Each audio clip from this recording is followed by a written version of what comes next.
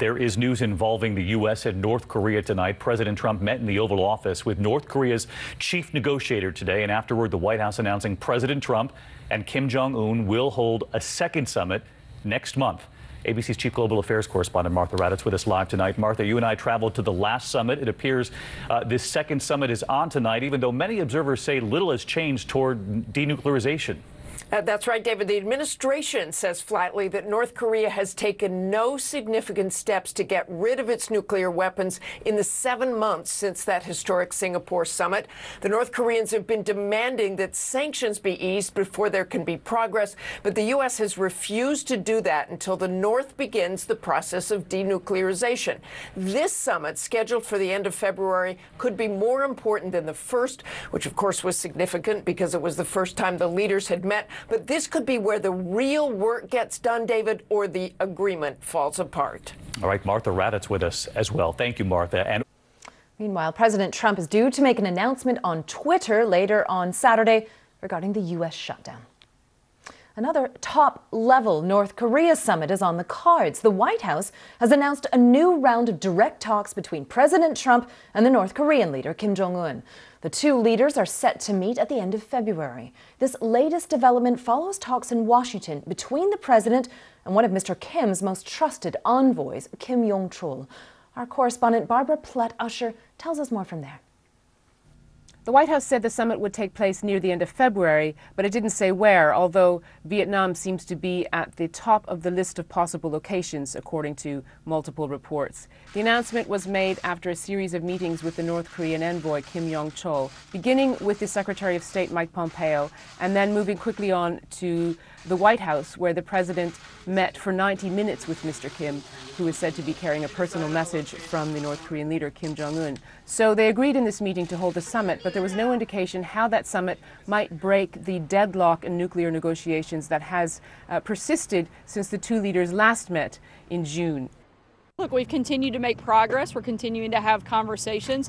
The United States is going to continue to keep pressure and sanctions on North Korea until we see fully and verified denuclearization. Sanctions is one of the main issues of disagreement. The United States says that they should be lifted only after the North Koreans have fully dismantled their nuclear weapons program. Kim Jong-un says they should be lifted in phases, beginning now.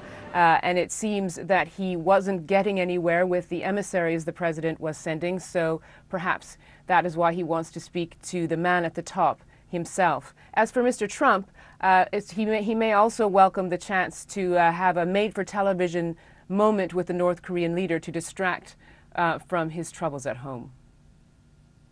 Hi everyone, my name's Mike. I'm the creator of Mox News, and for the last 15 years I have been telling you that as long as I have the support of the community that I serve, Mox News will post videos forever.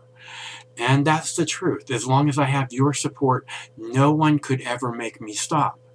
Unfortunately, currently, less than 1/2 of 1/10 of 1% of Mox News viewers ever donate, tip, or contribute anything back. Again, let me make that really clear.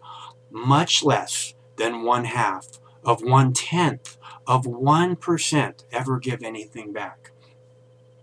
And to those of you who have donated to Mox News, I want to thank you so much, because it's because of your generosity that we have been able to bring attention to important videos that millions and millions of eyes would have never seen.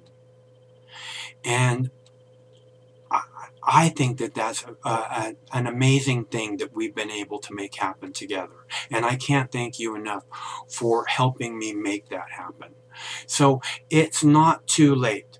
If you'd like to see Mox News covering the 2020 presidential election, if you can't imagine the 2020 presidential election without Mox News, please, there's still time. You can make a difference. It's easy to make a contribution, donation, or tip.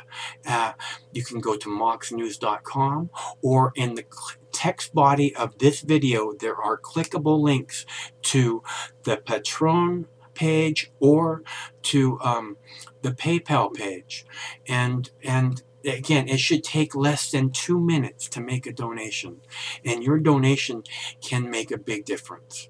So I thank you all. Stay cool. One of these days this war is going to end, and it would be awesome if Mox News could be there to celebrate that day with you.